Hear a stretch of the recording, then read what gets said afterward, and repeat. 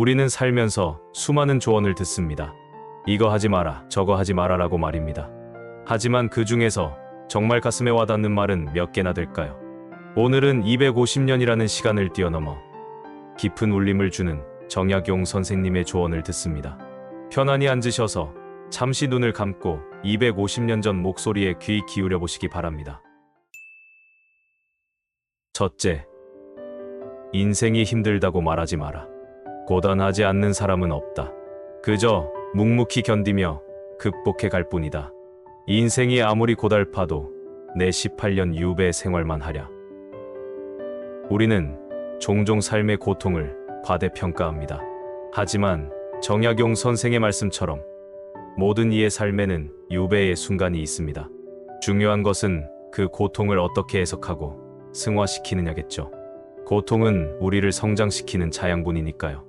빈센트 반 고흐는 생전에 단 한 점의 그림도 팔지 못했고 정신질환으로 고통받았습니다.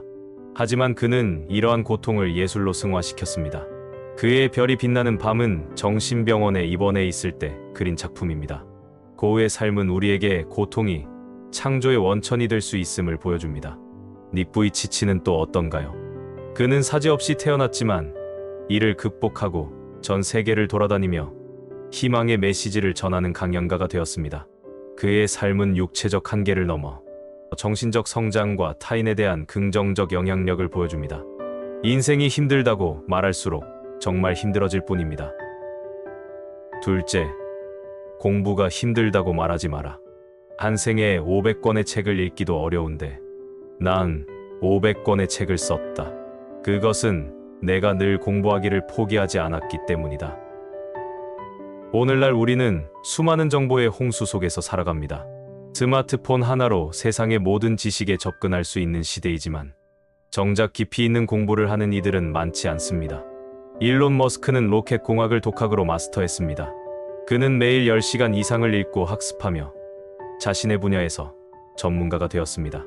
빌 게이츠는 매년 50권 이상의 책을 읽는다고 합니다. 워렌 버핏은 하루의 80%를 독서에 할애한다고 하죠. 이들의 공통점은 무엇일까요? 바로 끊임없는 학습에 대한 열정입니다. 지식은 단순한 축적이 아닙니다. 진정한 공부는 세상을 바라보는 우리의 관점을 변화시키는 것이죠. 아인슈타인은 상상력이 지식보다 중요하다고 말했습니다. 그는 단순히 기존 지식을 암기하는 것이 아니라 그 지식을 바탕으로 새로운 관점에서 세상을 바라보았죠. 상대성 이론은 기존의 물리학 지식을 재해석하고 상상력을 더해 탄생한 결과입니다. 이처럼 진정한 공부는 사고방식을 확장시키고 세상을 새롭게 이해하게 만듭니다. 절대 평생 공부를 포기하지 마세요. 셋째, 사람을 사귈 때 나이를 묻지 마라. 그 사람의 됨됨이를 보면 될 뿐, 나이나 특히 지위는 중요하지 않다. 나이는 숫자에 불과합니다. 우리는 종종 나이라는 허상에 갇혀 타인을 판단합니다. 하지만 진정한 관계는 영혼의 교감에서 시작됩니다. 나이를 초월한 만남은 우리의 세계관을 확장시킵니다. 플라톤과 소크라테스가 만났을 때 플라톤은 20대 청년이었고 소크라테스는 60대였습니다. 하지만 그들은 나이 차이를 넘어 깊은 사상적 교류를 나눴고 서양 철학의 기초를 닦는데 큰 역할을 했습니다. 이처럼 나이를 초월한 관계는 우리에게 새로운 시각과 깊은 통찰을 제공합니다. 결국 사람을 볼 때 중요한 것은 그 사람의 인격, 능력, 그리고 세상에 기여하는 방식입니다. 이런 시각으로 사람을 대한다면 우리는 더 풍요롭고 의미 있는 관계를 만들어갈 수 있을 것입니다. 넷째, 성공에 집착하지 마라. 나는 벼슬길에 있던 때보다 유배지에 있을 때 더 큰 이름이 있었다. 인생에서의 깨달음은 성공보다는 실패했을 때 더 크게 배울 수 있었다. 성공이란 무엇일까요? 사회적 지위, 물질적 풍요. 정약용 선생은 유배지에서 오히려 더 큰 깨달음을 얻었습니다. 진정한 성공은 바로 자아 실현과 내적 성장에 있습니다. 실패를 두려워하지 말고 그 속에서 배움을 찾아야 합니다. 스티브 잡스는 애플에서 쫓겨나는 실패를 겪었지만 이 기간 동안 넥스트와 픽사를 통해 새로운 경험을 쌓았고 그 경험을 바탕으로 애플로 돌아와 아이폰과 같은 혁신적인 제품을 만들었습니다. 이처럼 실패는 때로 더 큰 성공의 밑거름이 됩니다. J.K. 롤링은 해리포터 시리즈로 세계적인 성공을 거두기 전 극심한 빈곤과 우울증을 겪었습니다. 하지만 그녀는 이 시기를 모든 거짓된 것들이 벗겨지고 내게 정말 중요한 것만 남았다고 회상합니다. 그녀의 실패와 고난의 경험이 오히려 그녀의 창작의 원천이 된 겁니다. 결국 인생의 가치는 외적 성공이 아닌 우리가 얼마나 성장하고 깨달았는지, 그리고 그 과정에서 우리 자신과 타인의 삶을 얼마나 풍요롭게 만들었는지에 있는 것입니다.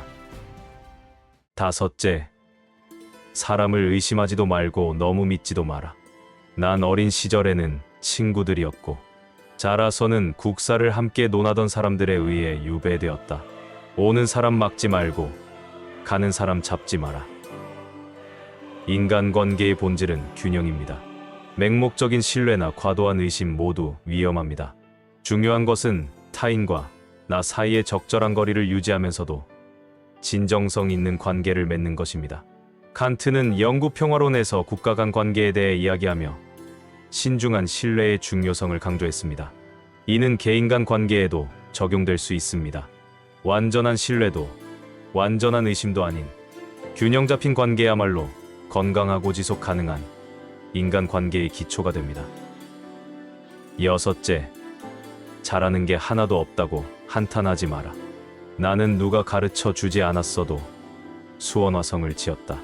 아무리 나이 들어도 노력만 하면 스스로 배워서 얼마든지 잘할 수 있다. 우리 안에는 무한한 가능성이 잠재되어 있습니다. 정약용 선생이 독학으로 수원화성을 설계했듯이 우리도 끊임없는 노력과 학습을 통해 새로운 능력을 개발할 수 있습니다. 자신의 잠재력을 믿고 도전하는 자세가 중요합니다. 그랜마 모지스는 76세에 처음으로 그림을 그리기 시작했습니다. 101세까지 1000점이 넘는 작품을 남겼고 미국의 유명한 화가가 되었죠. 나이 들어 뭘 하냐는 생각만큼 어리석은 생각도 없습니다. 내 안에 새로운 잠재력을 찾기 위해 끊임없이 새로운 도전을 해야 합니다. 일곱째, 인생에 여유가 없다고 걱정하지 마라. 나는 유배지에서 차를 즐겼다.